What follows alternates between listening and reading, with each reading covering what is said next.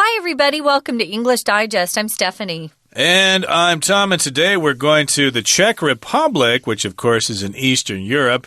And there are many reasons to go to the Czech Republic. If you're going there for tourism or whatever, there are lots of wonderful cities to see and sites to check out, museums and things like that. But today we're focusing on something kind of unusual. Yeah? We're talking about the libraries in the Czech Republic. I don't know if you've ever done this before, but have you ever traveled to a foreign country and then actually went to one of their libraries?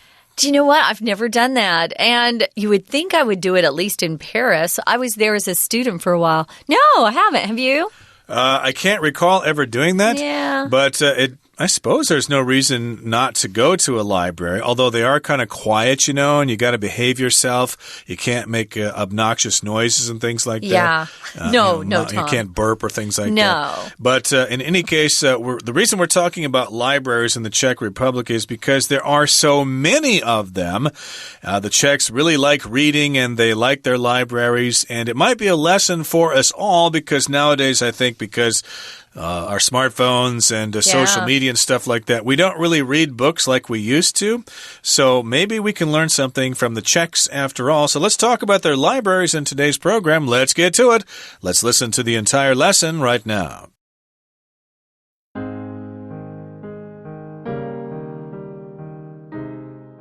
In the age of e-books and the internet, going to a public library to borrow a book seems old-fashioned and unnecessary.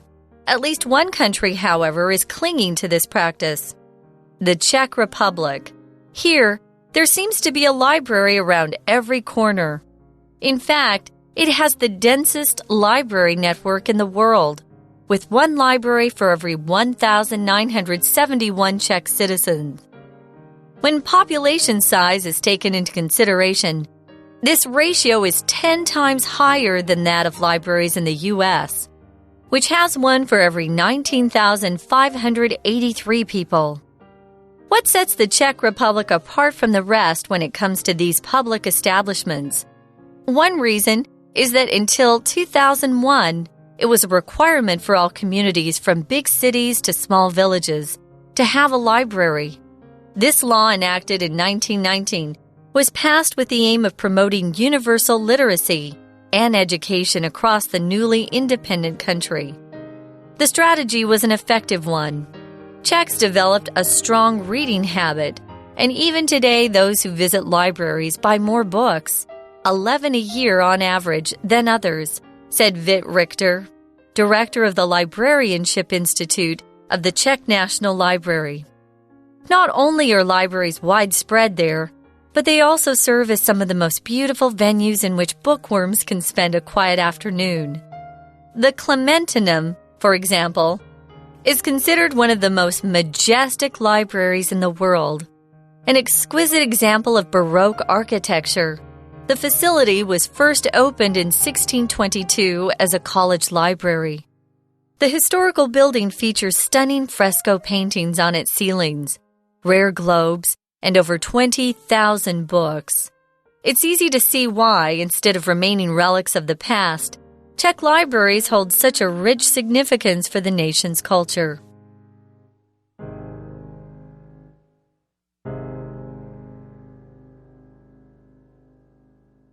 The time has come for us to discuss the contents of today's lesson, and we're talking about the Czech Republic's love for libraries. There are some nice libraries here in Taiwan, of course, as well. They're good places to go to read magazines and go to a nice quiet place. Let's look at the first paragraph here. It says, in the age of e-books and the internet, going to a public library to borrow a book seems old-fashioned. Now, we're talking about the internet, of course. We all know what that is. We're also talking about e-books or electronic books, which you can read on e-readers, I guess, like the Kindle or the Kobo or whatever. Those are different kinds of e-readers that are more popular in the West. They're not so popular here in Taiwan. I don't really see them so much. But I think it's probably possible to read electronic books on your smartphone or your tablet computer. So those are pretty popular. So if you can get those books or that information on your device, then why the heck would you waste time going to a public library to either spend some time there or check out a book. Here, I have to say, until about 4 months ago, I always wanted to buy a book. I like to turn a page. I like to hold the book in my hand. And then one day I was reading a series of books and I finished one and I thought, oh, I got to have the next one. And I always have to wait for Amazon to send it to me. Right. And I realized I had a Kindle and I looked on my Kindle and it was for sale and I could push a button and within 10 seconds, it was there in my hands. And I started reading that way. I haven't stopped. I've been buying books and buying. I love my Kindle. And it's saving space, too, because my apartment's full of books and I don't have any more room. So they're good for English books. I think they can't really do e-books in Taiwan because there's so many different publishers and stuff like that. Somebody told me that they can't agree on a format or something like that. Oh, for the Chinese, huh? Yeah, although every once in a while I do see someone reading an e-reader on the train and what they're reading is in Chinese, so they're not non-existent, but in any case, they are pretty common. But the point we're talking about here is, if you can get the books on your device or on your e-reader, why the heck would you go to the library? At least one country, however, is clinging to this practice of going to a public library, and that is the Czech Republic. That's a country in Eastern Europe. As I said, it used to be part of Czechoslovakia, but after the Berlin Wall came down, there were a lot of different changes in Eastern Europe and Slovakia and the Czech Republic went their separate ways. I don't think they had a war about that, but in any case, the Czech Republic is now independent and Prague is the capital city there. I understand it's quite a pretty city. Very pretty, yeah. Lots of very old-looking buildings. It looks like Europe. A lot of it looks, like the castles and the old buildings. I love that stuff. We're going to talk about one of their libraries there that was created or constructed in 1622. Ooh. So you're going to see some cool things. I love old things. So if you're into that, you want to go over to Europe. Now, they're clinging to this practice, meaning they're holding on with all their strength, with all their might. They don't want to let go. You cling to things you really love or that you really respect and you don't want to let go of. They're really proud of their libraries, which is really kind of cool. There seems to be a library around every corner. So they have a lot of libraries if you go over there. In fact, this is one of the facts that we're putting in the article. It has the densest library network in the world. If something's dense, it's got a lot of stuff in a small space. Taiwan is dense in terms of convenience stores. I think we've got more convenience stores than any other country per capita, which means based on the population and the area that's here. Well, they've got a lot of libraries in the Czech Republic. So they're kind of proud of that. They've got one library for every 1,971 Czech citizens. Or another way to say this word, which is the way we would say it as Americans, is 1971, because it's faster. But we're used to saying 1,971 for you guys, but you should get used to hearing 1971. Right, so it's got the densest library network in the world. So, yes, if you live in the Czech Republic, of course, you can expect to have a library very close to where you live. And when population size is taken into consideration, this ratio is 10 times higher than that of libraries in the U.S., which has one for every 19,583 people. That's kind of shameful there. But if you take the population into consideration, this is a phrase here, if you take something into consideration, that means you consider that thing, you treat it as something that is important, you consider this particular facet of this argument. So yes, if you think about the population, well, that's a 10 times higher density of libraries than the United States. Which, again, as I said, is kind of shameful. My goodness, I think the United States kind of prides itself on its educational institutions, universities, and libraries and stuff like that. But my goodness, the Czech Republic beats them hands down in terms of library density. Yeah, there's kind of no contest there. They win by a long ways. Now, what sets the Czech Republic apart from the rest when it comes to these public establishments? When you set something apart from the rest, it means they stand out. You don't notice the rest of them. What sets them apart? How do they stand apart from the rest of the crowd? When it comes to just means when you take this particular topic into consideration, or when you're looking at this one thing. What are we looking at? Public establishments. An establishment is, it could be an organization. It's usually a building that you're looking at, a business, an organization, maybe an institution. So right here, of course, we're talking about public libraries. So why is the Czech Republic so different from the rest of the countries around the world? Well, one reason is that until 2001, it was a requirement for all communities, from big cities to even small villages, to have a library. They passed a law and they said, hey, if you have any sort of community, even if it's a really tiny village, you must have your own library. I kind of like this law because it allowed people who didn't have a lot of money to have access to books. Because long ago, books were very expensive and most commoners couldn't even read before we had, books that were printed, the printing press came out, things like that. So think about that. It was a way for people who didn't have money to be educated and to be able to read. Now, if it's a requirement, it means something you must do. If you go to school, you usually have requirements that you have to take certain classes in order to graduate. This was a requirement they had for the communities in that particular country. A community is just a group of people that live together. It could be kind of a big place or a small place, but people living in a particular area, they're a community. Exactly. So that was a law, and they made people build libraries in different communities, ranging from small villages to big cities. So that's one of the reasons why the Czech Republic has so many libraries. And we'll continue talking about this in just a couple of seconds. Let's take a break now and listen to our Chinese teacher.Hello everyone, my name is Tina. 我们来看一下，在第一个空格的前半句提到呢，在捷克这个国家，每一个角落似乎都有一座图书馆。让我们从 in fact 开始看。In fact, it has the blank one library network in the world, with one library for every 1,971 Czech citizens.前面提到到处都有图书馆，而后面提到呢，每1971个公民就可以享有一个图书馆。这里到底讲的是什么呢？第一题的 A 选项 densest 指的是稠密度最高， B harshest 最严酷的， C cruelest最残忍的， D mildest 最温和的。搭配前后文意讲到呢，每1971名公民就可以享用一个图书馆，可见这样图书馆的密度是全世界最高的。第一题的标准答案就选择 A densest。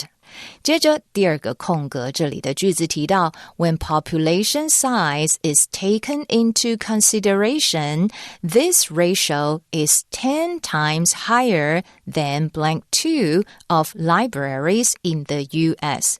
我们先看到这里，就是说呢，当我们把人口的这样子的数字呢纳入考量的话，Take something into consideration 也就是有考虑纳入考量，那你就会发现 this ratio 这样子的比例呢是高于美国这个图书馆的10倍。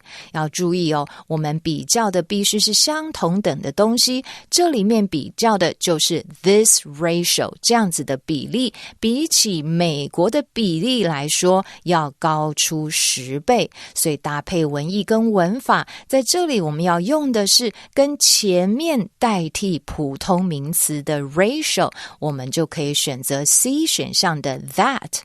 接着我们来看到第三个空格 What blank 3 the Czech Republic blank 3 the rest when it comes to these public establishments。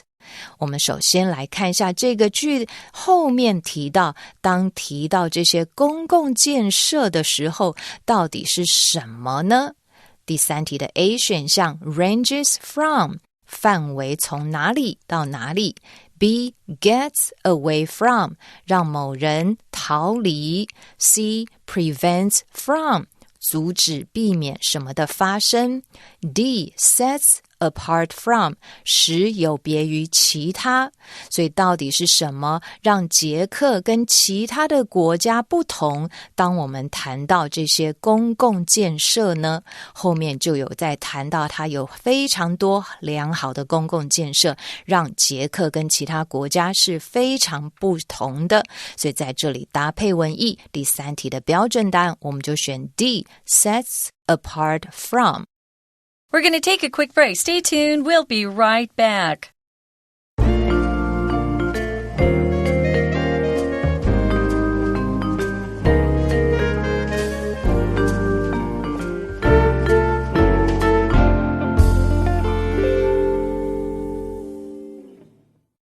Okay, everybody, let's continue with our lesson. Again, we're talking about the Czech Republic and why they have so many libraries.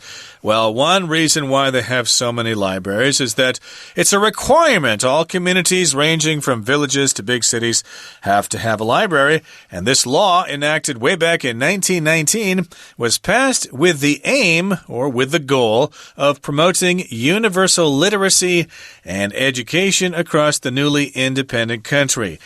We kind of take literacy for granted nowadays. Yeah. Literacy means the ability to read and write. But in the past, in the world, there were lots of people who just simply did not know how to read and did not know how to write.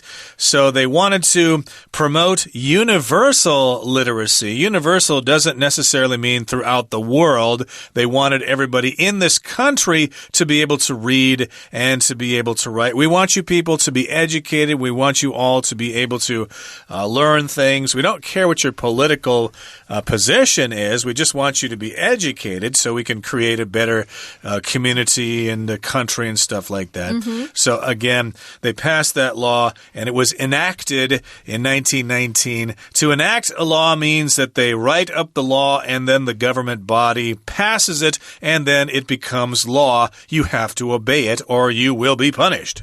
Yeah, China went through that as they were opening up to the outside world. They had a lot of people that couldn't read or write, so they changed their characters into the simplified form, which I don't like because they're not very pretty. They look silly to me. Yeah, they're ugly. They're not going away, a lot of people were then able to learn to read and write Chinese, which helped their country. But yeah, I prefer the 简体字. No, I don't prefer that. I like the繁体字. I like the 繁体字. The traditional Chinese characters. Yeah, they're so beautiful and they have meaning. That's why I love them so much. So that's what they were doing in the Czech Republic. They wanted to help their own people increase their literacy rate. If you look at countries, you'll see what their literacy rate is. You'll see how many people of that country are able to read and write. Hopefully, we're getting to about 100% these days in countries. Hopefully. Yeah, now the strategy was an effective one. When they passed this law, the Czechs developed a strong reading habit, which makes you smarter, so it's a great thing. And even today, those who visit libraries buy more books. Now, that's an interesting statistic. You'd think if you go to a library, you would tend not to buy your own books. You would just borrow. But that's not true. People who visit libraries buy more books a year. 11 a year on average, more than others. So there are people who buy books, but the people who go to libraries buy even more books than those who just buy books and don't visit libraries. You probably read the book at the library and you realize, wow, there's a lot of information in here that I'd like to check out again and again. So I think I'm actually going to buy myself a copy of this. So yeah, having libraries actually helps out the publishing industry. Think about that. And that, of course, is according to someone by the name of Vit Richter, who is director of the Librarianship Institute of the Czech National Library. Better talk about that on average, yeah. On average, right, which of course refers to, a mathematical formula in which you add everything together and then divide it by the number of items that you have, and it gives you a figure about more or less what everybody's doing on average. If there's somebody who does it 10 times and somebody who does it 2 times, then the average there would be 6. So we've got this guy, Vit Richter. Vit is an interesting name. That must be one of their Czech names. He directs the Librarianship Institute. We're moving on to the next paragraph here, guys. Not only are libraries widespread there, but they also serve as some of the most beautiful venues in which bookworms can spend a quiet afternoon. If you read books a lot, you're called a bookworm. And if something's widespread, you can find it in a lot of different places. So there are libraries here and there and everywhere in the Czech Republic. But they're also described as having beautiful venues. So these libraries are beautiful buildings. A venue is where something is being held or taking place. Sometimes if you have a party, somebody will say, hey, what's the venue? Where are we going to meet? Where are we going to have it? These venues, of course, are the libraries we're talking about, and they're gorgeous. Right, they're widespread, of course. We could say that convenience stores are widespread in Taiwan. Oh, yeah. So, of course, they're beautiful venues as well, not just cold buildings with rooms where you can read books, but they're actually architectural marvels, and bookworms, of course, can spend lots of time. Let's talk about this one called the Clementinum. The Clementinum, for example, is considered one of the most majestic libraries in the world. Ooh, we've got the word majestic there. When I was a kid, I used to hear of movie theaters called the Majestic.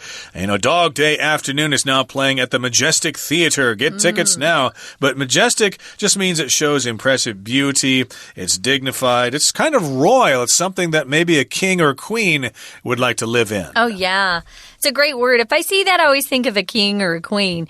Now, an exquisite or extremely beautiful example of Baroque architecture, the facility was first opened in 1622 as a college library. So it was really beautiful. When you're talking about a building's architecture, you're talking about its design. And architecture cannot be plural, guys. Don't put an S on that. And it does not refer to the building either. No, it's the design of a building. And we're calling it a facility. A facility is a building that offers some sort of service. It's got space there, and maybe it's got equipment. Maybe you need to go to the gym. The facilities at a gym include places to, exercise, to lift weights, things like that. Well, this facility is the library.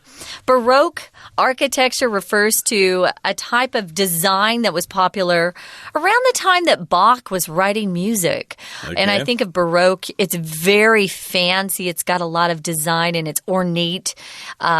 It's kind of girly. The clothes the men were wearing back then kind of look girly to me. Oh, and okay. Baroque. It's pretty extravagant. I like Baroque music, but of course I like all kinds of music anyway. But this, of course, is talking about the architecture, and this facility was opened way back in 1622 as a library for a college, okay? Now, the historical building features stunning fresco paintings on its ceilings. It also has rare globes and over 20,000 books, probably in different languages as well. It's an historical building, which means it has historical significance. It is something that's been there for quite some time. It's got these fresco paintings. A fresco is basically a painting that is done into a wall, or in this case on the ceiling. Those paintings in the Sistine Chapel in the Vatican City are frescoes as well. It's a tricky painting technique because you need to paint when the plaster is wet and then it dries, so you can't make any mistakes. These are stunning paintings. Stunning, of course, means fantastic, wonderful, fantastic, great, something stunning. Beautiful. And a globe, of course, is a round object of the world. There's a globe on the 1,000 NT dollar bill. Some kids looking at a globe. Yeah, true. Take out your 1,000 NT dollar bill. There's a globe there. And, of course, they've got tons and tons of books. Yeah, but they've also got some relics of the past there. A relic is an object that has survived from past history. So it's really old and it's just kind of left over. Hopefully it's in good shape, but some of the relics of the past are kind of old, kind of fallen apart. But you'll see some very cool things if you take a trip to the Czech Republic. And right now, that sounds very appealing to me. I love libraries, especially old ones. Sure. Right now, guys, we're going to listen one more time to our Chinese teacher.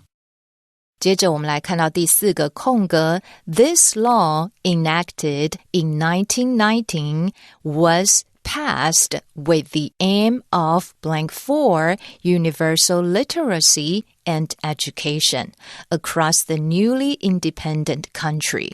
原来在1919年呢，通过了这一条法律，它的目的就是在为了怎么样 Universal literacy 指的是呢国家的普及的识字能力 and education 还有教育，所以才会建设了这么多的图书馆。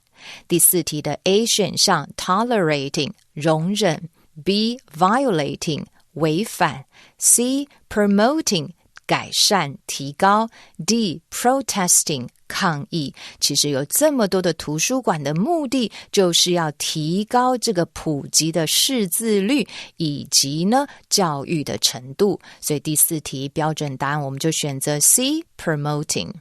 接着第5个空格后面的句子提到 widespread there, but they also serve as some of the most beautiful venues.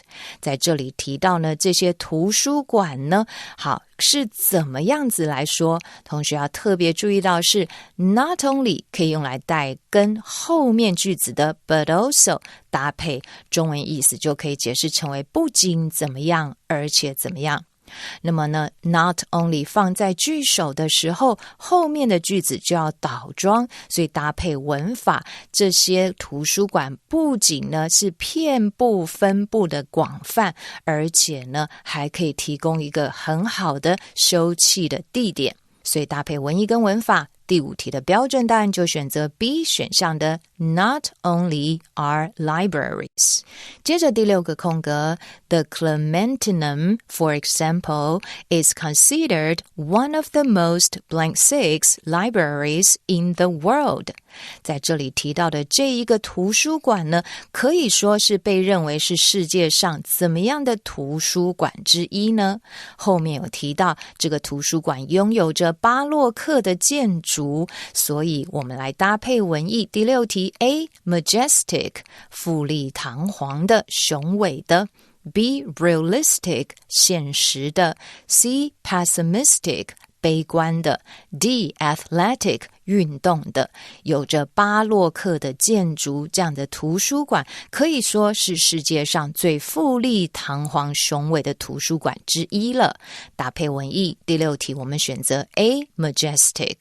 第7个空格前面的句子提到呢，到捷克你就不难看出来这些图书馆呢并没有沦为是 the relics of the past 过往的遗迹，而后半句提到 Czech libraries hold such a rich blank 7 for the nation's culture. 它对于这个国家的文化代表着怎么样丰富的东西呢？第3题 A innocence 清白， B resistance 抗拒， C obedience 服从， D significance 意义。这些图书馆对国家的文化有着丰富的含义存在，所以第7题的标准答案就选择 D significance。 OK， 以上就是今天的课文讲解，谢谢收听。Thanks for joining us, guys. We hope you learned a little bit more about the culture around the world. This particular country is over in Eastern Europe. We both hope you get a chance to go check it out. For English Digest, I'm Stephanie. And I'm Tom. Goodbye. Bye.